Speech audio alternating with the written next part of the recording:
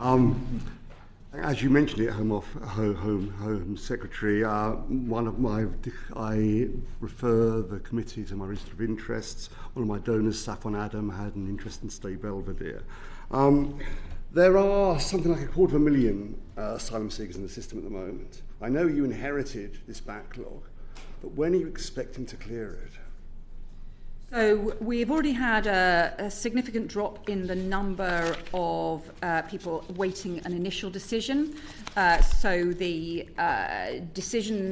we've speeded up decisions very substantially since the election, including speeding up the initial decisions, including also taking action as part of the Border and Security and Asylum Bill to introduce statutory timetables for appeals. Because whilst we can make substantial progress on the initial decisions, and we are doing so on those and expect that to continue to come down over the coming months as well. What's the target on that? What are you looking at with regard to the initial decision? When should that be made?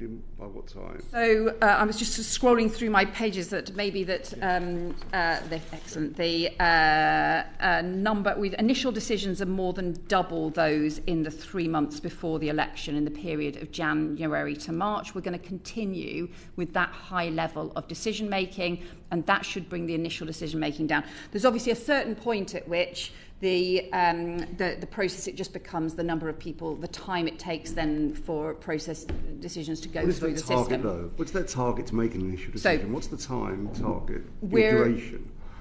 So we expect over the course of this year and certainly over the course of the next 6 months to lead to a very substantial drop in the level of initial decision making or the backlog on initial decision making. But if we don't have this legislation go through on the appeals system, then we will still end up with long, unacceptable delays in the system. So we're introducing the statutory timetable for making appeals decisions so that we can also speed things through, both for initial decisions and then to have the appeals decisions also speeded up as well. I'll answer my question, though, about a target for the initial decision. Do you not have a target for the initial decision? So at the moment, we are still working through a backlog of cases that have been in the system for a considerable amount of time. And as the Home Secretary was saying, there'll always be a level of what we call unworkable cases in that system, people who are up for trial or something. So until we have got through that backlog, which will be of longer cases, and we've still got about a third of cases that have been in the system for longer than a year, which goes back to the delays last year through the IMA. We need to work through all of that in order to then establish the rhythm and whether or not we're going to put some sort of target service level agreement around initial decisions. The backlog's down to 79,000 in the most recent figures. Actually, it's continued to fall since then. Those are the most recent published figures, and that in itself was a 13% drop on the previous quarter. So that's the pace at which we're making decisions at the moment. We will continue to make initial decisions at that current pace, but we also need to make sure that we speed up the appeals as well. I understand all of that. Why are you resistant to actually declare that you have a target for the initial decision to be made? Or why is that so difficult? You're going for a target for appeals period, so why are you reluctant to give me a timetable? How long should it take for the initial decision to be made?